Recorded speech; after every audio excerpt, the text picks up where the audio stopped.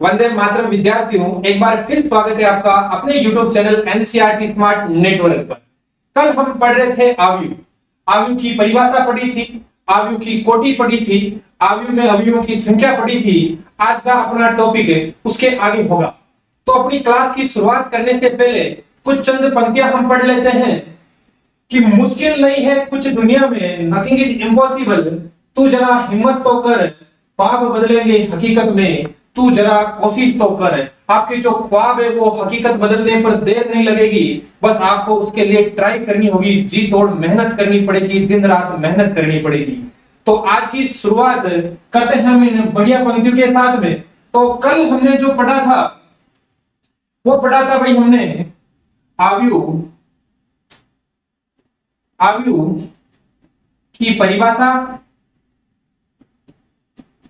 और हमने पढ़ा था आव्यूह को रिप्रेजेंट करने के तरीके भी हमने देखे थे, और हमने देखा था आव्यूह की कोटि के बारे में पढ़ा था।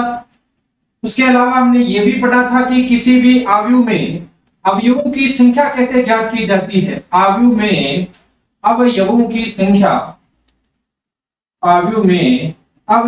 संख्या कैसे ज्ञात की जाती है, ये भी हमने कल पढ़ा था। ये तीन चीजों पर हमने बड़ी बड़ी डिस्कस की थी, डेफिनेशन के बारे में, अवयवों की संख्या के बारे में, कोटि के बारे में, और रिप्रेजेंट करने के तरीकों के बारे में। रिप्रेजेंट करने के मैंने आपको तरीके तीन बताए थे, हालांकि ये तरीके आपको याद हो गए होंगे। एक तरीका अपना ये था, एक तरीका ये भी था अपने को रिप्रेजेंट करने का, और एक तरीका अपना ये था। आज की जो अपनी क्लास होगी उसमें हम पढ़ने वाले हैं आव्यूह का व्यापक रूप। आव्यूह के व्यापक रूप के बाद में आव्यूह के व्यापक रूप से रिलेटेड कुछ क्वेश्चंस करने वाले हैं। तो शुरुआत करते हैं भाई अपनी क्लास की। सबसे पहला टॉपिक आव्यूह का व्यापक रूप। आव्यूह का व्यापक रूप जानने से पहले अगर बच्चों हम आव्यूह का लघु रूप जान ले तो अपने को व्यापक रूप जानने में कोई ज्यादा तकलीफ नहीं होगी। तो सबसे पहले हम लघु रूप जान लेते हैं कि आव्यूह का लघु रूप कैसे ज्ञात किया जाएगा। तो लघु रूप ज्ञात करने के लिए मैं पहले एक चीज ये ध्यान रख लेना आप कि किसी भी आव्यूह को अंग्रेजी वर्णमाला के कैपिटल लेटर, अंग्रेजी वर्णमाला के कैपिटल लेटर से दर्शाया जाता है भी। अंग्रेजी वर्णमाला के कैपिटल लेटर से दर्शाया जाता है। किसी भी आव्यूह को रिप्रेजेंट जब किया जाएगा तो उसके लिए हम अंग्रेजी वर्णमाला के कैपिटल लेटर काम में लेंगे। जैसे अगर मैं बात करूं किसी आव्यूह को किस से दर्शा सकते हैं, जैसे कैपिटल ए लिख सकते हैं, कैपिटल बी लिख सकते हैं, हम कैपिटल सी लिख सकते हैं। इस प्रकार अल्फाबेट के हम अक्षर लिख सकते हैं, capital A, capital B, capital C. इस प्रकार के अक्षरों को आव्यूह को दर्शाने के लिए हम काम में ले सकते हैं। अब मैं बात करूं आव्यूह के व्यापक रूप की, तो मैंने पहले बोला हम लघु रूप सीख लेते हैं। आव्यूह का लघु रूप क्या होता है? आव्यूह का जो बच्चों लघु रूप होता है वो कुछ इस तरह का होता है। ए बराबर कैपिटल ए लिखा तो 100% ये किसको रिप्रेजेंट करने वाला है? आव्यूह को। तो कैपिटल ए बराबर मैं लिख सकता हूं AIJ, और यहां पर हमेशा ध्यान रखना कोटि लिखी जाएगी। और आज के दिन अगर मैं कोटि मान लूं इसकी M/N, तो कल हम डिस्कस कर चुके हैं कि यहां पर जो लिखी जाती है उसे कोटि कहते हैं, पर जो पहले M लिखा गया है उसे हम बोलने वाले हैं पंक्तियों की संख्या, और जो N लिखा गया है उसे हम बोलने वाले हैं स्तंभों की संख्या। तो आज के दिन पंक्तियां हो गई M और स्तंभ कितने हो गए भाई अपने पास में? N। ये था हल्का लघु रूप। अगर मैं बात करूं एक मैट्रिक्स बना के, अब यहां से इस लघु रूप से देखना आपने कितना बढ़िया काम आएगा। ये एक मैट्रिक्स बना देता हूं मैं और लिख देता हूं -5 0√3, और यहां मैं हल्का लिख देता हूं अपने पास में आयोटा। मैंने 4 एलिमेंट्स कैपिटल ए के अंदर लिखे गए मैट्रिक्स में है। कहने का तात्पर्य कैपिटल ए मैट्रिक्स को रिप्रेजेंट कर रहा है, उसके भीतर 4 एलिमेंट है, उन चारों एलिमेंट की जानकारी अलग अलग होगी। जैसे मैं अगर बात करूं कि ये जो 5 लिखा गया अपने पास में, इसका अगर आपसे पता पूछूं मैं कि इस -5 का आप पता बताओ। तो -5 का अगर आपको पता बताना होता तो पता आपको कुछ नहीं करना, मैंने क्या लिखा हुआ ए आई जे। बच्चों इसमें जो आई होता है यहाँ पर वो रिप्रेजेंट करता है पंक्ति को, और अपने पास में ये जो जे होता है वो रिप्रेजेंट करता है अपने पास में स्तंभ को। पहली चीज तो ये ध्यान रखना, आई होगी पंक्ति, जे होगा स्तंभ। अब मैं -5 का पता पूछ रहा हूं आपसे कि -5 के बारे में मेरे को कुछ हल्की हल्की जानकारी दो, तो जानकारी देने के लिए आपको क्या करना पड़ेगा, ए आई जे के रूप में लिखना होगा। ए आई जे के रूप में लिखने का तात्पर्य होगा कि ये जो -5 है वो कौन सी पंक्ति और कौन से स्तंभ का एलिमेंट है, बस इतनी सी चीज आपको ध्यान रखनी है। तो अगर मैं -5 की बात करूं तो -5 अपने पास में पहली पंक्ति और पहले स्तंभ का अवयव है। पहली पंक्ति और अपने पास में पहले स्तंभ का अवयव है भाई। पहली पंक्ति और पहला क्या है अपने पास में, ये स्तंभ और पहला स्तंभ। पहली पंक्ति और पहला स्तंभ जहां दोनों टकरा रहे हैं वो घर किसका है, अपने पास में -5 का घर है। अब अगर मैं आपसे पूछूं जीरो के बारे में बताओ, तो जीरो के बारे में क्या बोलोगे आप भाई, जीरो बराबर पंक्ति कौन सी है। देखो देखें, कल बताया था ये जो आड़ी रेखाएं होती है इन्हें क्या बोला जाता है, पंक्तियां। तो ये पंक्ति कौन सी है अपने पास में, पहली पंक्ति। ये अपने पास में पंक्ति कौन सी, दूसरी पंक्ति। ये अपने पास में स्तंभ है कौन सा, पहला। ये अपने पास में स्तंभ है पहला। ये अपने पास में स्तंभ कौन सा है भाई, दूसरा। मैं बात करूं जीरो के बारे में, तो जीरो के बारे में ये रही पंक्ति कौन सी है, पहली, स्तंभ कौन सा है, दूसरा। तो जीरो के बारे में बात करें तो अपने पास में क्या होने वाला है भाई, पहली पंक्ति, पहली तो है अपने पास में पंक्ति, और स्तंभ कौन सा है अपने पास में, और स्तंभ बोलो देखिए कौन सा है अपने पास में, स्तंभ है अपने पास में कौन सा भाई, ये गया, ये गया, ये देखो देखिए C2 कौन सा स्तंभ है, और दूसरा कौन सा है अपने पास में भाई, स्तंभ। और पहला वाला क्या था, पहली पंक्ति, और पहला क्या था अपने पास में, स्तंभ। अब अगर मैं आपसे पूछूं कि √3 के बारे में जानकारी दो, तो अब रिदम बढ़ चुका होगा। कौन सी पंक्ति चल रही है अपने पास में, दूसरी, और स्तंभ कौन सा चल रहा है, पहला। तो दूसरी पंक्ति और पहले स्तंभ में जो एलिमेंट आ रहा है वो कौन है अपने पास में, √3। दूसरी पंक्ति दूसरे स्तंभ में जो एलिमेंट आ रहा है वो अपने पास में कौन है भाई, आयोटा। तो ये था लघु रूप से पहचानने के तरीके। चाहो तो आप इसका स्क्रीनशॉट ले सकते हो, वरना कॉपी में टिप भी सकते हो। अब हम आगे बढ़ते हैं, इस लघु रूप से व्यापक रूप बनेगा, तो बनेगा कैसे। लघु रूप था अपने पास में, लघु रूप था कैपिटल A बराबर AIJ M×N। तो पहले छोटे छोटे रूप बनाने की ट्राई करेंगे, फिर हम बड़े रूप पर आने वाले हैं। अगर मैं बोल दूं A बराबर AIJ, और यहां पर ये मैं कोटि लिखूं इसकी 2/3, कहने का तात्पर्य एक मैट्रिक्स है कैपिटल A, उसका लघु रूप AIJ के फॉर्म में है, जहां I पंक्ति होगी, J क्या होगा, स्तंभ, और इसकी कोटि क्या है, 2/3। दो तो पंक्तियां होनी चाहिए और 3 अपने पास में क्या होने चाहिए भाई, स्तंभ। तो मैं इसका लघु रूप बनाने की ट्राई, ये बना तो दिया, अब लघु रूप के अंदर इसको रिप्रेजेंट कर लेते हैं एक मैट्रिक्स के रूप में। ये जो बन रहा है अभी व्यापक रूप होने वाला है इसका। तो देखो देखिए भाई, इसका व्यापक रूप किस तरह से बनेगा। ये एलिमेंट के बारे में अगर मैं आपसे पूछूं, ये एलिमेंट कौन होगा, ये होगा अपने पास में पहली पंक्ति और पहले स्तंभ का अवयव। नहीं है क्या, पहली पंक्ति पहले स्तंभ का अवयव है, ये वाला देख लो आराम से। तो पहली पंक्ति पहले स्तंभ का जो अवयव है उसे मैं क्या लिखूंगा, क्या लिखे जाते हैं, AIJ, जहां I है पंक्ति, J है स्तंभ, तो इसको क्या लिखूंगा, A11। कारण पहली पंक्ति पहला क्या है भाई अपने पास में, स्तंभ।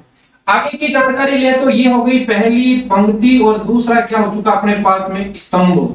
ये क्या है, पहली पंक्ति, तीसरा क्या है भाई, स्तंभ। देख लो आराम से, पंक्ति तो कौन सी चल रही है, पहली चल रही है, स्तंभ हो गया पहला, दूसरा, और ये स्तंभ पहुंचते पहुंचते कौन सा आ चुका है, तीसरा। हम बात करते हैं सेकंड की, तो ये आ जाएगा अपने पास में A21, ये होगा अपने पास में A22, ये होगा अपने पास में A23। A23 का तात्पर्य दूसरी पंक्ति तीसरा स्तंभ। तो अब रिदम बन चुका होगा, मैं लिख देता हूं इसको 31, 32 और A33। A21 का तात्पर्य बता दो एक बार वापस देके जल्दी, सीधे बैठो, देखो आराम से सीधे बैठो। क्या होगा? दूसरी पंक्ति पहला स्तंभ। अरे पंक्ति कौन सी चल रही है? दूसरी, और स्तंभ अपने पास में कौन सा है? पहला। तो दूसरी पंक्ति पहला स्तंभ एलिमेंट कौन है? A2। तो ये तो था अपने पास में 2/3 की कोई मैट्रिक्स है, उसको इस प्रकार से दर्शाएंगे। लेट अस सपोज अगर मैट्रिक्स की कोटि हो जाती है अपने पास में m/n, तो उसको रिप्रेजेंट करने का अपने पास में तरीका क्या होता, तो वो भी सीख लेते हैं भाई। तो नींद तो नहीं ले रहे हो ना? जैसे कोई मैट्रिक्स लिख रखी है A, उसको लिखा हुआ Aij और यहां पर लिखी हुई है m/n। इसका मैं व्यापक रूप लिखने की ट्राई कर रहा हूं, तो लिखेंगे कैसे? A बराबर व्यापक रूप लिख रहे हैं भाई इसका। हाँ, ये व्यापक रूप आपको कॉपी में भी लिखना भी। सबसे पहले इस एलिमेंट की बात कर लेते हैं। पहली पंक्ति पहला स्तंभ, पहली पंक्ति दूसरा स्तंभ, पहली पंक्ति तीसरा स्तंभ, और चलते चलते अगर मैं बात करूं इस एलिमेंट की, तो बताओ देखिए ये एलिमेंट क्या होने वाला है। ये एलिमेंट अगर हम बात करें तो ये पहले तो हम क्या लिखेंगे? पंक्ति, और उसके बाद में हम क्या लिखने वाले हैं? स्तंभ। तो इसमें अगर एलिमेंट की बात करूं तो ये पहली पंक्ति में चली रहा। स्तंभ कौन सा है? ये अंतिम स्तंभ है। और आज स्तंभों की संख्या कितनी है भाई? n। तो यहां पर आएगा A1n। मैं बात करूं इसकी, तो ये होगा अपने पास में दूसरी पंक्ति पहला स्तंभ, दूसरी पंक्ति दूसरा स्तंभ, दूसरी पंक्ति तीसरा स्तंभ। और मैं अगर इस एलिमेंट की बात करूं, पंक्ति दूसरी चल रही है, स्तंभ अंतिम आ चुका है, और टोटल स्तंभ अपने पास में n है, तो ये हो जाएगा 2n। मैं बात करूं तीसरी पंक्ति की, तो A31, A32, A33, और चलते चलते ये रुक गई गाड़ी और 3n आ चुका है। अब हम इस प्रकार और पंक्तियां चलती जाएगी अपने पास में, और पंक्तियां चलती जाएगी। अब मैं बात कर लेता हूं अंतिम पंक्ति के बारे में। अंतिम पंक्ति के बारे में अगर हम बात करें, तो इसमें टोटल पंक्तियां है कितनी भाई? m। तो हम क्या लिखेंगे? अंतिम पंक्ति m1, पंक्ति mv स्तंभ पहला, पंक्ति mv स्तंभ दूसरा, पंक्ति mv स्तंभ तीसरा, और अंतिम एलिमेंट की बात कर लेते इस मैट्रिक्स में, तो पंक्ति mv स्तंभ nवा। और यहां लिखी जाएगी इसकी कोटि, और इस मैट्रिक्स की आप कोटि देख लो, देखिए कितनी बाई कितनी की है? m/n। ये था अपने पास में मैट्रिक्स का व्यापक रूप। लिख सकते हो आव्यूह का व्यापक रूप। आव्यूह का व्यापक रूप, आव्यूह का व्यापक रूप कुछ इस तरह का होता है। और अपने पास में ये जो रूप है वो लघु रूप लिख लो या छोटा रूप लिख सकते हो। तो लघु रूप आ गया अपने पास में और व्यापक रूप आ गया। तो इसका चाहो तो आप स्क्रीनशॉट ले सकते हो। अब ये पढ़े इस व्यापक रूप लघु रूप के बारे में थोड़ा और डिस्कस कर लेते हैं। जैसे अगर कभी सवाल आ जाता कि एक आव्यूह A बराबर Aij लिखी हुई है, और इसकी कोटि लिखी हुई है यहां पर मान लो 1/2 की, 1/2 की इसकी कोटि है। और जहां Aij बराबर लिख दिया, जहां Aij बराबर लिख दिया i प्लस में कितना इजी सवाल है। A बराबर Aij कोटि लिखी हुई 1 × 2, जहां Aij बराबर लिखा हुआ i प्लस में j। कहने का तात्पर्य Aij बराबर i प्लस j लिखा हुआ, i होगी पंक्ति, j होगा अपने पास में स्तंभ, और इसकी कोटि होगी 1/2। ये पंक्ति कितनी है इसमें? अगर मैं पूछूं आपसे इसमें पंक्तियां बताओ देखें, तो ये तो है अपने पास में पंक्ति। पंक्तियों की संख्या की बात करें तो पंक्ति कितनी है? 1, और टोटल स्तंभ कितने हैं अपने पास में भाई? 2। तो इस प्रकार का जब भी सवाल आए तो इसका जो पहले सबसे पहला काम होगा, इसका व्यापक रूप लिखो। सबसे पहले क्या लिखना आपको? व्यापक रूप। सही से समझ लेना, आगे एक्सरसाइज के सवाल आएंगे वो आपको करने पड़ेंगे। व्यापक रूप लिखने के लिए सबसे पहले आप इसका व्यापक रूप के अंदर इसको डिस्क्राइब कर लो। क्या होगा व्यापक रूप? A बराबर क्या होगा व्यापक रूप? देखो देखें, ये एलिमेंट की बात करूं तो पहली पंक्ति पहला स्तंभ, पहली पंक्ति दूसरा स्तंभ। अच्छा, ये लिख सकते हैं क्या? पहली पंक्ति पहला स्तंभ, पहली पंक्ति दूसरा स्तंभ। यहां कुछ आएगा क्या? यह आते ही मैं क्या लिखूंगा, क्या पहले सोच लो एक बार, क्या लिखूंगा मैं, A21 लिखूंगा नहीं लिखूंगा? लिखते ही मेरे को फिर ये क्या दे रहा है कि दूसरी पंक्ति पहला स्तंभ। तो गौर करो यहां पर पंक्ति दूसरी आ सकती है क्या भाई साहब, पंक्तियों की संख्या एक है, दूसरी पंक्ति आएगी कहां से, पंक्ति है कितनी, एक, तो ये वाला कभी भी नहीं बनेगा, अपने पास में एक ही बनेगा, और वो क्या बनेगा, एक ही पंक्ति और स्तंभ कितने होने वाले हैं अपने पास में, दो। तो उसको रिप्रेजेंट करने का तरीका तो ये हो गया, कहने का मतलब ये इस मैट्रिक्स का क्या आ चुका है, व्यापक रूप। अब वो आगे सवाल अपने को ये बोला है कि ये जो A11 है, A12 है, उनको ज्ञात करने के लिए हमने एक नियम दिया है, और वो नियम ये है, यहां से ज्ञात करो आप। तो मैं फाइंड आउट कर लेता हूं, A11 की वैल्यू ज्ञात करने के लिए मैं क्या लिखूंगा, चूंकि या चूंकि लगा के लिख लो, ए आई जे बराबर क्या दे रखा है, आई प्लस में क्या दे रखा है, जे। तो यहां से मैं फाइंड आउट कर लेता हूं, A11 का मान, आई की वैल्यू 1, जे की वैल्यू 1, 1 1 कितना हो चुका है भाई 2। देखो ना यहां से तुलना करो ना, आई और ये क्या है अपने पास में, जे। मैं बात करूं A12 की, तो क्या होगा, 1 प्लस में कितना आएगा 2, बराबर में कितना आने वाला है अपने पास में भाई 3। तो जो अपने पास मैट्रिक्स है A बराबर, वो क्या बन चुकी है अपने पास में 2, तो क्या बन चुकी है भाई 3। कहने का तात्पर्य ये हुआ, कभी भी अपने को एक नियम दे दे और उससे मैट्रिक्स पूछे तो आपको कुछ नहीं करना, सबसे पहले मैट्रिक्स का व्यापक रूप लिखना है, उसके बाद में जो नियम दे रखा है उसे A11 12 इनकी वैल्यू फाइंड आउट करनी है, और फिर वो जनरल फॉर्म जो निकाली है उसमें उनका मान लिखना है, और अपने पास में आंसर आ जाएंगे। तो ये था आज का हल्का हल्का बेसिक भाई। अब जो कल पढ़ा था आज पढ़ा है, इसके बारे में कुछ क्वेश्चंस पे हम डिस्कस कर लेते हैं। तो आज के कुछ क्वेश्चंस अपने इस प्रकार से हैं। पहला ही सवाल आपकी स्क्रीन पर आ चुका है, बिल्कुल सावधान की पोजीशन में बैठ जाओ, रफ कॉपी लेके देखें। पहला सवाल आपकी स्क्रीन पर, आयु A बराबर 2 5 19 से कुछ एलिमेंट्स लिखे गए हैं। सबसे पहले पूछा गया है आयु की कोटि ज्ञात करो, सेकंड पूछा गया है अवयवों की संख्या ज्ञात करो, और लास्ट में कुछ एलिमेंट्स के पते पूछे गए हैं कि इस एलिमेंट का क्या क्या पता है, एड्रेस पूछा गया है, मान लो आप। तो सबसे पहला अपने को पूछा गया है अवयवों की संख्या। अवयवों की संख्या हम कल पढ़ चुके हैं भाई, याद करो, देखे कल पढ़ लिया क्या हमने अवयवों की संख्या के बारे में पढ़ा था। कल का जो अवयवों की संख्या के बारे में पढ़ा था, सॉरी अवयव की कोटि के बारे में, अवयव की कोटि के बारे में भी पढ़ा था हमने। अवयव की कोटि किस प्रकार से निकालते हैं भाई, अवयव की कोटि क्या लिखते हैं, सूत्र लिखाया था, यदि पंक्तियों की संख्या m है, स्तंभों की संख्या क्या है n, तो कोटि होती है पंक्तियों की संख्या, पंक्तियों की संख्या इनटू क्या होता है भाई अपने पास में स्तंभों की संख्या। तो सबसे पहले आपको क्या लिखनी है, पंक्तियों की संख्या, उसके बाद में क्या लिखनी है आपको, स्तंभों की संख्या। हम यह लिखते क्या है m इंटू n।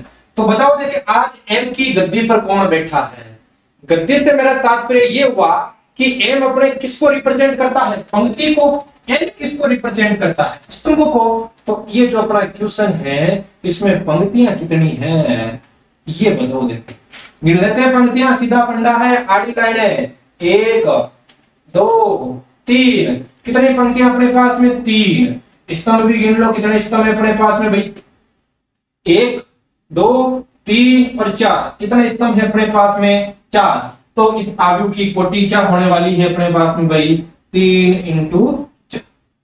तो अवयव की कोटि तो हमने बिल्कुल आसान तरीके से निकाल ली, सूत्र लिखाया हुआ था। सेकंड हम बात करें इस सवाल में, तो सेकंड सवाल है अपने पास में अवयवों की संख्या के बारे में, अवयवों की संख्या। अवयवों की संख्या किस प्रकार से निकालेंगे भाई, अपना लास्ट टॉपिक था वो अवयवों की संख्या ही था। क्या था, यदि किसी अवयव में m पंक्तियां n स्तंभ है तो उस अवयव में अवयवों की संख्या होगी m इंटू n। तो इस अवयव में अवयवों की संख्या कितनी होने वाली है m इंटू n, 3 इंटू 4 बराबर में कितना हो जाएगा अपने पास में भाई 12। तो अवयवों की संख्या कितनी आ चुकी है 12। अब अंतिम सवाल इसका क्या है, अवयव, इनके पते बताने हैं। अवयव कौन कौन से अवयव है, देखो देखिए अवयव के पते बताने हैं। पहला A13 का पता बताना है आपको, उसके बाद में A21 का पता बताना है आपको, उसके बाद में A33 का पता बताना है आपको, और ये 24 और 2 3 ये तो मैं आपके लिए छोड़ दूंगा, 3 में करवा दूंगा, 2 तो आप कर ही लोगे। तो सबसे पहले 1 3 के बारे में डिस्कस करते हैं। कौन सा है? A1 3।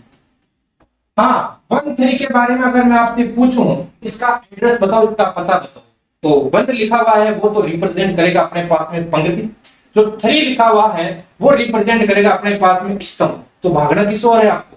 पहली तो पंक्ति उठानी है और तीसरा क्या उठाना आपको? स्तंभ। ये पहली पंक्ति उठा लो, तीसरा स्तंभ उठा लो, ये दोनों भिड़े, कौन सा नंबर मिला अपने को? 19। पहली पंक्ति तीसरा स्तंभ में कौन आएगा भाई अपने पास में? 19। उसके बाद में मैं बात करूं A21 की, तो 2 रिप्रेजेंट करता है पंक्ति को और 1 रिप्रेजेंट करता है अपने पास में स्तंभ को। रो कॉलम आ चुके हैं। तो देखो देखिए, दूसरी पंक्ति ये रही, दूसरी पंक्ति, पहला स्तंभ ये रहा, पहला स्तंभ, कौन मिल रहा अपने को भाई? 35। आप बताओ देखे 3 3 की वैल्यू क्या होगी? जल्दी सोचो, देखे 3 3 सोच गया क्या? ये रही अपने पास में तीसरी पंक्ति और ये रहा तीसरा स्तंभ, बोलो कौन आएगा? -5। अब बताओ देखिए 2 4 और 2 3 ये मैं आपके लिए छोड़ रहा हूं होमवर्क के रूप में भाई, ये आपको आज घर जाके करना है, वरना अभी क्लास देख रहे हो तो कमेंट सेक्शन में लिख दो कि इन दोनों की वैल्यू क्या क्या होने वाली है, 2 4 की और 2 3 की। सवाल देख लिया तो इसका स्क्रीनशॉट ले लो आराम से, और लिख रहे हो साथ साथ में तो उसकी तो तुलना किसी से की नहीं जा सकती। चलो आगे चलते हैं फिर बच्चों, आज के दूसरे सवाल पर। हम आज का दूसरा सवाल है अपने पास में, यदि किसी अवयव में 24 अवयव है तो इसकी संभव कोटियां क्या होगी, और यदि 13 अवयव हो गए तो क्या होने वाला है? अवयव में अवयव कितने हैं? 24। तो इसकी क्या निकालनी है? संभव कोटियां। और अवयव कितने हैं? 13। तब भी इसकी क्या होगी? कोटियां क्या क्या होगी वो अपने को बताना है। तो एक चीज बताओ, देखिए हमने कल एक चीज पढ़ी थी जो अपना लास्ट टॉपिक था, किसी अवयव में अवयवों की संख्या निकालने वाला सूत्र था m × n। यदि किसी अवयव में पंक्तियों की संख्या n थी, स्तंभों की संख्या n थी, तो अवयवों की संख्या क्या होती थी? m × n। अब 24 को इसी रूप में लिखना है आपको। अवयव कितना आना चाहिए? 24। जैसे मैं अगर आपसे हल्का हल्का सवाल पूछूं, एक अवयव है जिसमें ओनली 2 अवयव, कितने अवयव है? 2। तो अवयव में क्या क्या होंगे? और वो 2 अवयव भी दे दिया आपको, a और b। 2 अवयव क्या दे दिए? a और b। तो बनाओ देखिए अवयव a b। एक तरीका तो ये हो सकता है, एक तरीका अपने पास में क्या हो सकता है? A B. एक तरीका को उल्टे करके भी आप लिख सकते हो, हालांकि यहाँ मैटर नहीं रखता, हम तो कोटि निकाल रहे हैं, और इसको क्या लिख सकते हैं? बी। इस प्रकार आप लिख सकते हो, पर वो मैटर में पहले ही बोल चुका, आपके नहीं कर रहा है। यहाँ पर मैं आपसे कोटि जानने की ट्राई कर रहा हूँ। इस अवयव की आप मेरे को कोटि बता दो। देखें पंक्ति कितनी है भाई? 1। स्तंभ 1 और 2। तो कोटि लिखने का तरीका अपने पास में क्या होता है? पहले पंक्ति लिखना, फिर क्या लिखना? स्तंभ। तो इसकी कोटि हो चुकी है 1 × 2। इसकी कोटि बोल दो। देखो देखिए, एक पंक्ति 2 स्तंभ, कोई तकलीफ? इसमें 2 पंक्तियां 1 स्तंभ, 2 पंक्तियां 1 स्तंभ। तो कोटि में तो कोई फर्क नहीं आ रहा, एलिमेंट ऊपर नीचे हो रहे हैं। तो हम आगे की क्लासों में डिस्कस करेंगे कि ये मैट्रिक्स सेम नहीं है, अलग अलग है, ये मैट्रिक्स सेम नहीं है, अलग अलग है, पर वो हम आगे की क्लासों में डिस्कस करते रहेंगे। आज का हाल फिलहाल जो मेरा टॉपिक चल रहा है वो कोटि पर टिका हुआ है। कहने का मतलब मैं 2 अगर अवयव है तो क्या क्या लिख सकता हूं? 1 × 2। और क्या लिख सकता हूं? 2 × 1। इसके अलावा में कोई और तरीका है क्या आपके पास में? क्या सर ये भी तो लिख सकते हो आप गुणा में ताकि 2 आ जाए? है क्या आपके पास में कोई और तरीका? इनके अलावा कोई भी तरीका नहीं है। तो अपने सवाल पे आ जाते हैं। आपका जो सवाल है वो सवाल की डिस्कस कर लेते हैं। क्या सवाल है? यदि किसी अवयव में कितना अवयव है भाई अपने पास में? 24। तो उस अवयव की संभव कोटियां। तो आप लग गया, आपको उत्तर पता चल गया तो कमेंट में लिख ही दो क्या क्या उत्तर होंगे। देखें, बाकी मेरे को तो लिखना ही है। तो देखो देखिए, मैं 24 के लिख देता हूं। 24 अवयव है, ये हो गया अपने पास में अवयव। इधर अपने चल लेगी कोटि। सोचो देखिए 24 को क्या क्या लिख सकते? क्या मैं 1 × 24 लिख सकता हूं क्या?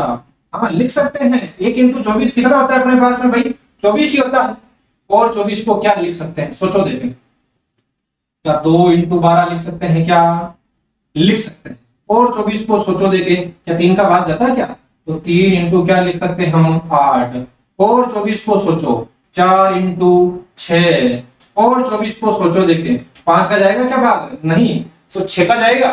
तो 6 × क्या आ जाएगा अपने पास में? 4। अब 7 का भाग नहीं जाता, 8 का जाएगा। कितनी बार जाएगा अपने पास में भाई? 3 बार। 9 का नहीं जाएगा, 10 का नहीं जाएगा, 11 का नहीं जाएगा, कितने का जाएगा 12 का, और 12 इंटू क्या लिख सकते हैं हम 2, और अंतिम भाग जो जाएगा वो खुद 24 का जाएगा, और कितनी बार जाएगा 1। ये अगर किसी अवयव में 24 अवयव है तो उसकी कोटियां कुछ इस तरह की बढ़ने वाली है। इसका तात्पर्य आप वापस रिपीट कर सकते हो, 1 इंटू 24 लिखा हुआ है। मैं काफी बार बता चुका हूं कि अपन जो पहले लिखते हैं, ये जो 1 लिखा हुआ है वो तो क्या है, पंक्ति है। जो 24 लिखा हुआ है वो किनकी संख्या है, स्तंभों की संख्या है। कहने का तात्पर्य ये हुआ, पंक्ति तो एक ही बनेगी, उसमें स्तंभ कितना आ जाएंगे 24। जैसे example A B C D E इस प्रकार चलेंगे। कितने अल्फाबेट आ जाएंगे अपने पास में 24। गौर करो तो इसमें पंक्ति एक ही है और स्तंभ अपने पास में इसमें कितने हैं भाई 24। तो ये था अपने पास में, अगर अवयव 24 है तो उसको कुल कितनी कोटियां अपने बढ़ सकती है। अवयव कितने अपने पास में 24 है तो कुल कितनी कोटियां बढ़ सकती है, कुछ इस तरह की कोटियां बढ़ सकती है।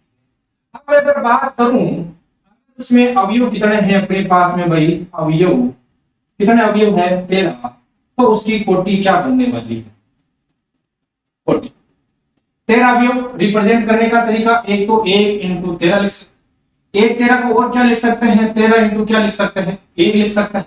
इसके अलावा आपके पास में और कोई तरीका मिल रहा है क्या? इसके अलावा और सही तरीका नहीं होगा आपके पास में, उसका मैं कारण बता देता हूं। क्योंकि 13 जो है वो अपने पास में कैसा नंबर है भाई, अपने पास में प्राइम नंबर है। और प्राइम नंबर का तात्पर्य क्या होता है, कैसी संख्या है अपने पास में भाई, अभाज्य संख्या। और अभाज्य संख्या के केवल मात्र कितने गुणनखंड होते हैं 2, एक तो 1 होता है, एक वो संख्या खुद होती है। तो ये था अपने पास में आज का सवाल नंबर 2। इसको आप कॉपी कर सकते हैं या स्क्रीनशॉट ले सकते हैं। आज के आगे की सवाल की डिस्कस करते हैं भैया। सवाल नंबर 3, यदि किसी अवयव में 18 अवयव है तो इसकी संभव कोटियां क्या है, यदि इसमें 5 अवयव है तो इसकी संभव कोटियां क्या है। यह सवाल आपको होमवर्क के लिए दे दूं क्या मैं आपको, कर ही लेना ये सवाल। तो यदि किसी अवयव में 18 है, संभव कोटियां 5 अवयव है तो संभव कोटियां, नहीं होगा तो आप आज के जो कमेंट सेक्शन है, जब क्लास चल रही है लाइव, तो उसमें लिख देना है ना। उसके बाद में हम चौथे सवाल पर आ जाते हैं भाई। एक 2/2 अवयव ए बराबर ए आई जे की रचना कीजिए, जिसके अवयव निम्नलिखित प्रकार से दे रखे हैं, ए आई जे बराबर आई प्लस जे का होल स्क्वायर। अभी थोड़ी देर पहले ही हमने इस प्रकार का एक सवाल किया है जिसमें अपने ए आई जे बराबर आई प्लस जे था। और डिस्कस कर लेते सवाल का हल, जान लेते हैं क्या होगा। तो बच्चों हम इस प्रकार का सवाल तो कर ही चुके हैं, वापस करने में कोई ज्यादा अपने तकलीफ होगी नहीं। ये सवाल इजी है, क्या मैं थोड़ा इससे थोड़ा भारी सवाल कर लेते हैं ना। ये सवाल तो आप भी कर सकते हो, पहले हम एक भारी सवाल कर लेते हैं। ये देखो एक 3 इंटू 4 अवयव की रचना कीजिए जिसके अवयव निम्नलिखित प्रकार से प्राप्त होते हैं। इसका पहले वाला सवाल बहुत ही शानदार मोस्ट है, बोर्ड में आने का पूरा चांस है इस सवाल का। ए आई के बराबर 1/2 मोड -3i और प्लस का j। अक्सर ये सवाल आपको टेस्टों में, आपको प्री बोर्ड में, आपको अर्धवार्षिक में, वार्षिक में देखने को मिलता है। तो इस सवाल को हम कर लेते हैं। कोई सवाल भारी वाला सवाल नहीं है, पहले हम डिस्कस कर चुके हैं कि सवालों को करने के तरीके क्या होंगे अपने पास में। सबसे पहले कुछ नहीं करना, दिया हुआ क्या दिया, ये दिया बना दिया मैंने, दिया है क्या ए आई जे बराबर क्या दे रखा 1/2 -3i और प्लस में क्या दे रखा है भाई -3i प्लस में क्या दे रखा है j ए आई जे बराबर 1/2। कितने बाई कितने की अभी बनानी है भाई 3/4। सबसे पहला काम क्या लिखोगे आप, व्यापक रूप। व्यापक रूप लिखते ही अपना काम बिल्कुल आसान हो जाता है। व्यापक रूप लिखते ही कैसे आसान हो जाएगा, देखो व्यापक रूप लिख दिया। अब a बराबर क्या लिख दूं मैं व्यापक रूप में, सबसे पहले ध्यान रखना पंक्तियों की संख्या 3, स्तंभों की संख्या 4। भूल जाओ तो यहां लिख लिया करो 3 इंटू 4। तो पंक्तियां बनानी है 3 और स्तंभ आपको कितने बनाने हैं भाई 4। तो लिख देता हूं मैं A11, कारण पहली पंक्ति पहला स्तंभ, पहली पंक्ति दूसरा स्तंभ, पहली पंक्ति तीसरा स्तंभ। आगे लिखूंगा रुक जाऊं, लिखना पड़ेगा कारण स्तंभ कितने हैं 4, पहली पंक्ति चौथा स्तंभ। हम दूसरी पंक्ति की बात करूं तो 2 1 आएगा, टू टू आएगा, टू थ्री आएगा और टू फोर आएगा। आगे और चल लेते हैं तो थ्री वन आएगा, थ्री टू आएगा, थ्री थ्री आएगा और थ्री फोर आएगा। कारण तीसरी पंक्ति आ चुकी है, पंक्तियों की संख्या भी 3 है, लास्ट एलिमेंट 3 4 है। ए 3 4 का तात्पर्य हो चुका है कि ये जो एलिमेंट है वो तीसरी पंक्ति और चौथे स्तंभ का है, और 3 ही पंक्तियां हैं, 4 अपने पास में क्या है भाई, स्तंभ। अब अपने को कुछ नहीं करना, इनकी वैल्यू निकालने के लिए एक नियम दे रखा है और नियम दिख ही रहा होगा, तो वो ज्ञात कर लेते हैं हम। क्या नियम दे रखा है, ए आई के बराबर 1/2 माइनस 3i और प्लस में क्या दे रखा है भाई, जे। इनकी वैल्यू इस नियम के द्वारा आपको ज्ञात करनी होगी। चलो स्टार्ट कर देते हैं। पहला क्या है भाई, a11। कुछ मत सोचो, इसको ऊपर देखते जाओ। i की वैल्यू आज 1, j की वैल्यू आज 1, तो कुछ मत करो, 1/2 लिखो, मोड बढ़ाओ, -3 लिखो, i की जगह 1 लिखो, j की जगह 1 लिखो, हो गया ना बिल्कुल आसान। तो 1/2 -3 और प्लस में कितना आएगा भाई, 1। -3 प्लस 1 कितना बचता है अपने पास में, -2, पर ऊपर मैंने क्या लगा रखा है, मोड। और 11th क्लास में हम पढ़ता है मोड का तात्पर्य कैसी वैल्यू लेगा, वो एब्सोल्यूट वैल्यू लेगा, उसका तात्पर्य नेगेटिव नंबर को वो खा जाएगा और हमेशा कैसी वैल्यू बाहर निकालेगा, वो पॉजिटिव वैल्यू। तो मोड के भीतर -2 लिखा हुआ है, तो बाहर आके तो अपने पास में तो कितना देगा, 2, और इसकी वैल्यू कितनी आ जाएगी अपने पास में भाई, 1। उसके बाद में हम ये तो आए हैं अपने पास में a11 की वैल्यू, सारी वैल्यू निकालनी पड़ेगी। सेकंड किसकी निकाल लेते हैं हम, a12 की वैल्यू निकाल लेते हैं। बोलो देखें, i की जगह कौन बैठा हुआ है, 1, j की जगह कौन बैठा हुआ है, 2, तो लिखो 1/2 -3, i की जगह 1 और j की जगह में कितना लिख देता हूं भाई, 2। तो 1/2 तो अपने पास में है ही, मल्टीप्लाई किया तो -3 आ गया, और यहां पर क्या हो गया, प्लस का 2। -3 प्लस 2 -1, परंतु माइनस को कौन खाने वाला है, ये मोड, और बचने वाला क्या है, 1/2। तो अपने पास दो वैल्यू आई है, 11 की आ गई, 12 की आ गई। और याद कर लेते हम a13 की वैल्यू क्या है, a13 की वैल्यू। उसके लिए पहले हम ये लिख लेते हैं, ai के बराबर है क्या अपने पास में, ai के बराबर क्या दे रखा है भाई अपने पास में, 1/2 -3i प्लस में j। 1/2 -3i और प्लस में क्या दे रखा है भाई, j। 13 की वैल्यू ज्ञात करने के लिए ऊपर से तुलना कर ही सकते हो आप, 1/2 ही, i की गद्दी पर 1, j की गद्दी पर 3, तो ये -3, i की गद्दी पर 1 को बिठाओ, j की गद्दी पर 3 को बिठाओ, तो 1/2 तो अपने पास में है ही, ये हो गया -3 और ये हो गया +3। -3 + 3 कितना हो गया अपने पास में, 0। तो आंसर आ गए 1/2 × 0, बोले तो 0। आगे की बात करें 13, कहने का मतलब पहली पंक्ति तीसरा स्तंभ चल रहा है अभी, तो आगे अपने को चाहिए 14, तो क्या आएगा बताओ, देखें 1/2 -3, i की जगह कितना लिखना है अपने को, 1, और j की जगह कितना लिखना है अपने को, 4। गुणा भाग कर ही सकते हो, -3 हो गया, +4 हो गया, 1 बच गया, 1 बटा कितना आ गया अपने पास में, 2। 14 आ चुका है, 13 आ गया, 14 आ गया। अब खत्म हो चुका, इधर देखो वापस 11 12 13 14 आ चुका। अब किसकी बारी है, 21 की। अब किसकी बारी अपने पास में, 821 की। 821 आ जाओ यहाँ पर, 1/2 है ही अपने पास में, ये रहा -3 × 2 रहा, और प्लस में कितना रहा अपने पास में, 1 -3i प्लस से लिखते हैं, तो 1/2 -6 प्लस में 1, बोले तो आ गया अपने पास में 1/2, और ये कितना बन गया अपने पास में, -5, बोले तो 5/2। नेगेटिव नंबर को खा जाता है, कौन है अपने पास में, मोड। 822 की वैल्यू भी याद कर लेते हैं हम, 1/2। अब तो रिदम बन चुका होगा आपके, -3, i की जगह 2 लिख दो, प्लस में j की जगह अपने पास में कितना आ जाएगा, 2, दूसरा स्तंभ है। तो 1/2 हो गया, ये -6 हो गया, +2 हो गया, 1/2, ये कितना हो गया, -4, 12 है तो 4/2, बोले तो अपने पास में कितना आ चुका है भाई, 2। किसकी वैल्यू आ चुकी है, 822 की, 21 की। आगे अपने को किसकी वैल्यू चाहिए अपने पास में, भेगाओ, 11 आ चुका है, 12 13 14 21 22, 23 आया क्या अभी हाल फिलहाल, 23 नहीं आया, तो 23 की भी वैल्यू अपन याद कर लेते हैं, 823 ए टू थ्री की वैल्यू ज्ञात कर लेते हैं, वापस लिख लो। ए आई जे बराबर दे क्या रखा है अपने को 1/2 माइनस 3i प्लस में क्या दे रखा है जे, तो 2 3 1/2 माइनस 3 आई की जगह 2 जे की जगह 3, तो 1/2 माइनस का हो गया 6 और प्लस का कितना हो गया भाई 3, 1/2 माइनस 3 बोले तो 3/2। ये नेगेटिव वैल्यू में बाहर लिख के पॉजिटिव लिख रहा हूं, कारण इसका केवल और केवल अपने पास में कौन है भाई मापांक, ये ध्यान रख लेना। मापांक को ओपन करने के तरीके हमने 11th में सीख ही चुके हैं। क्या होता है नेगेटिव से और पॉजिटिव से, कब जब लेस देन 0 हो और कब जब ग्रेटर देन इक्वल टू क्या हो। उसके बाद में 2 3 आ चुका है, अब हम पढ़ लेते हैं 2 4 के बारे में। तो ये हो जाएगा अपने पास में 1/2, ये हो गया माइनस का 3, आई की वैल्यू हो गई 2 और जे की वैल्यू हो गई अपने पास में 4, तो ये हो गया 1/2 माइनस का 6 प्लस का 4 बोले तो 1/2 माइनस का आ गया यहाँ से 2, तो ये वैल्यू कितनी आ गई अपने पास में 1। नेगेटिव नंबर बाहर आएगा तो क्या बनेगा पॉजिटिव। 2 4 आ चुका है, क्या क्या बचा हुआ है अपने पास में, यहां तक दूसरी पंक्ति कंप्लीट कर चुके हैं। अब कौन सी पंक्ति अपने पास में, पंक्ति नंबर 3, तीसरी पंक्ति।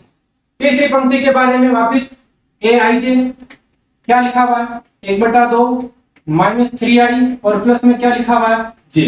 तीसरी पंक्ति की शुरुआत 3 1 के साथ में 1 2 माइनस 3 और i की वैल्यू 3 प्लस j की वैल्यू 1, तो 1/2 हो गया, माइनस का 9 हो गया, प्लस का 1 हो गया, 1/2 माइनस 8 आ गया और अपने पास माइनस प्लस 8 कितना हो गया 2 और वैल्यू कितनी आ गई अपने पास में 4। इसी प्रकार a32 की वैल्यू ज्ञात कर सकते हैं 1/2 माइनस 3 इंटू 3 और प्लस में 2, तो 1/2 माइनस 9 प्लस 2, तो वैल्यू आ चुकी है 7/2। और a33 की वैल्यू ज्ञात कर लेते हैं, क्या आएगा 1/2 माइनस 3 इंटू 3 और प्लस में 3 क्योंकि 3 है ना, j की जगह 3, तो 1/2 माइनस 9 प्लस 3, तो 1/2 यहां से 6 निकल के आ गया अपने पास में और वैल्यू कितनी आ गई अपने पास में भाई 3। और इसका अपना अंतिम element a34 1/2 minus 3 into 3 plus में कितना आ जाएगा 4, तो 1/2 माइनस 9 प्लस 4 तो निकल के आया अपने पास -5, 12 है तो 5 बटा में कितना आ चुका है भाई 2। तो इस प्रकार अपने एलिमेंट आ चुके हैं सारे। अब एलिमेंट को कुछ नहीं करना, उसके साथ में मैट्रिक्स में लिखना आपको। तो अपने पास में जो मैट्रिक्स का व्यापक रूप था वो कुछ इस प्रकार का था अपने पास में, ये इन सब की वैल्यू आ चुकी है 1 1 की 1 2 की 1 3 की। इसको इस मैट्रिक्स में लिख दो और वही अपने पास में हल होगा। तो वो मैट्रिक्स को लिख देते हैं, अपने पास में वैल्यू क्या क्या है, 1 है 1/2, तो लिख देते हैं अभिष्ट अवयव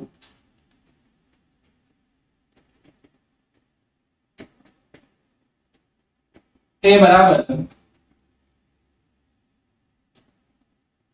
क्या क्या एलिमेंट है अपने पास में, देखो 1 है 1/2 है, 1 है 1/2 है, उनको लिख लेते हैं।